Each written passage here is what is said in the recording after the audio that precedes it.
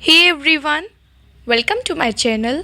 सो यार, जैसा कि आप लोगों को पता होगा कि आप लोगों की आयुष काउंसलिंग के राउंड 2 का सीट अलॉटमेंट रिज़ल्ट आ चुका है।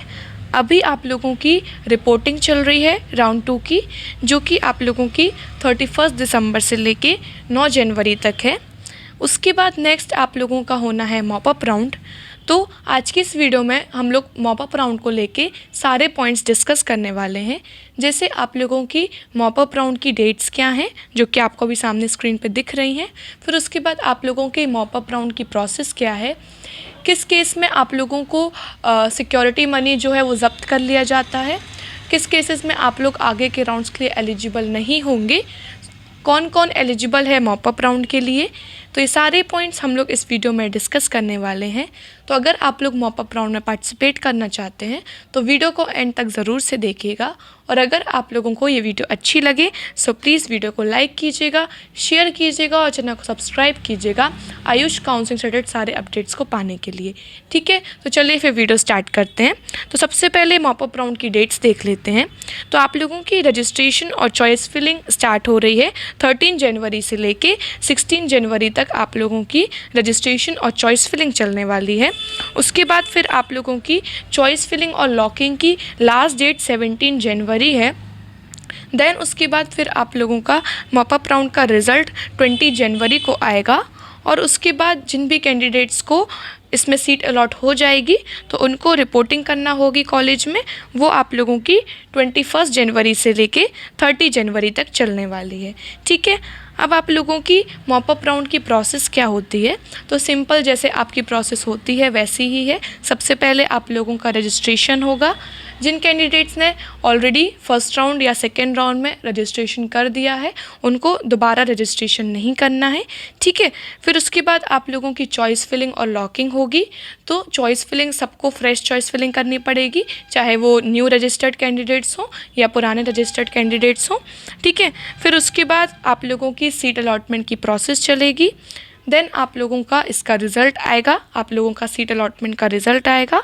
और फिर उसके बाद आप लोगों को अगर सीट अलॉट हो जाती है तो आप लोगों को जाके कॉलेज में रिपोर्ट करना पड़ेगा। ठीक है, ऐसे कैंडिडेट्स जिनको राउंड 1 और राउंड 2 में सीट अलॉट हो गई थी और उन्होंने अगर अपग्रेड के लिए अप्लाई किया था और अगर अभी उनकी थर्ड राउंड में सीट अपग्रेड हो जाती है तो फिर उन कैंडिडेट्स को अपनी अपग्रेडेड सीट को ज्वाइन करना ही पड़ेगा।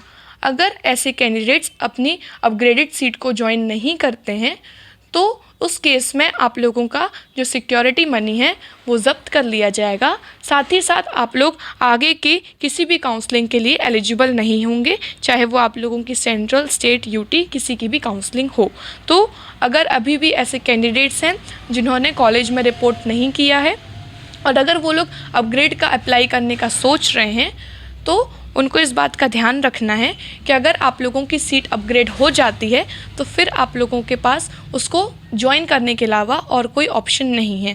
तो सोच समझ के अपग्रेड के लिए अप्लाई कीजिएगा, वरना फिर आप लोग आगे के किसी भी काउंसलिंग के एलिजिबल नहीं होंगे अगर आप लोगों को सीट अपग्रेड हो जाती है तो। ठीक है, तो आप लोगों के जितने भी एलिजिबल रजिस्टर्ड कैंडिडेट्स होते हैं उन सब की एक लिस्ट बना के सारे स्टेट्स में फॉरवर्ड कर दी जाती है, ताकि ऐसे कैंडिडेट्स जो कि इनएलिजिबल हो जाते हैं सारी काउंसलिंग्स के लिए उनका नाम वहाँ तक पहुँच सके और वो लोग वहाँ पे भी अप्लाई नहीं कर सकें। ठीक है, तो आप लोगों को इस बात का ज़रूर से ध्यान रखना है। तो आप लोगों का किस केस में आप लोग एग्ज़िट कर सकते हैं, अपना मनी ज़ब्त होने के बाद आप लोग एग्ज़िट कर सकते हैं। तो अगर आप लोगों को अभी थर्ड राउंड में फ़र्स्ट टाइम सीट मिली है और अगर आप लोग उसको ज्वाइन नहीं करते हैं तो आप लोग अपनी सीट से एग्ज़िट कर सकते हैं, लेकिन आप लोगों का सिक्योरिटी मनी ज़ब्त कर लिया जाएगा, लेकिन फिर भी आप लोग आगे की काउंसलिंग के लिए एलिजिबल होंगे। ठीक है, लेकिन अगर आप लोगों की सीट अपग्रेड होती है और अपग्रेड होने के बाद अगर आप लोग उसको ज्वाइन नहीं करते हैं तो फिर आप लोगों का सिक्योरिटी मनी भी ज़ब्त कर लिया जाएगा और आप लोग आगे के राउंड्स के लिए भी एलिजिबल नहीं होंगे। तो आप लोगों को इस बात का ध्यान रखना है कि जैसे अगर अभी आप लोगों को थर्ड राउंड में फ़र्स्ट टाइम सीट अलॉट हुई है तो अगर आप लोग उससे सेटिस्फाई नहीं हैं तो बिल्कुल भी ज्वाइन मत कीजिएगा, क्योंकि अगर आप लोग एक बार ज्वाइन कर लेंगे तो फिर आप लोग एग्ज़िट नहीं कर सकते, फिर आप लोग भी आगे की काउंसलिंग के लिए एलिजिबल नहीं होंगे।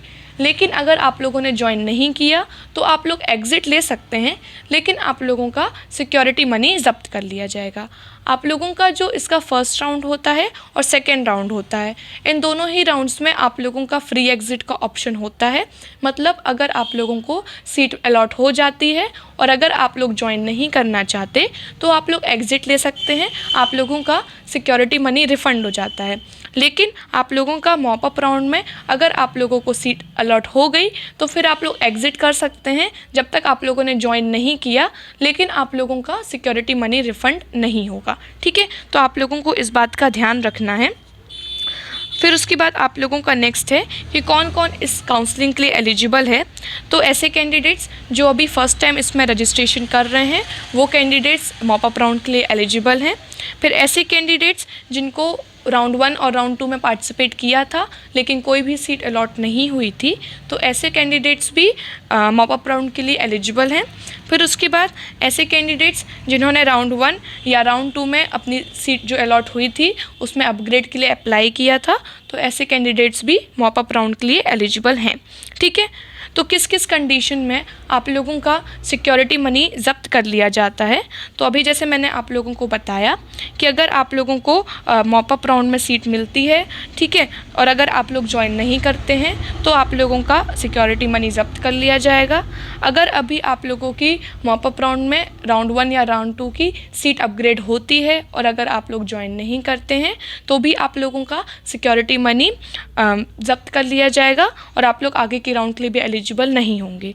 और अगर आप लोगों ने रजिस्ट्रेशन के टाइम पे कोई भी इन्फॉर्मेशन गलत दी होगी या रिपोर्टिंग के टाइम पे आप लोगों की गलती पकड़ी जाती है, ठीक है, तो फिर भी आप लोगों का जो सिक्योरिटी मनी है वो आप लोगों का रिफ़ंड नहीं होगा। ओके, फिर उसके बाद नेक्स्ट है आप लोगों का, बस मेनली मैंने आप लोगों को सारे पॉइंट्स कवर अप कर दिए हैं, ऑलमोस्ट सारे पॉइंट्स कवर हो चुके हैं। तो इतने ही मेन पॉइंट्स थे जो मैंने आप लोगों को बताने थे। तो आई होप आप लोगों को ये वीडियो अच्छी लगी होगी। अगर आप लोगों को ये वीडियो अच्छी लगी हो सो प्लीज़ वीडियो को लाइक कीजिएगा, शेयर कीजिएगा और चैनल को सब्सक्राइब कीजिएगा आयुष काउंसलिंग सारे अपडेट्स को पाने के लिए। Okay, thank you so much for watching.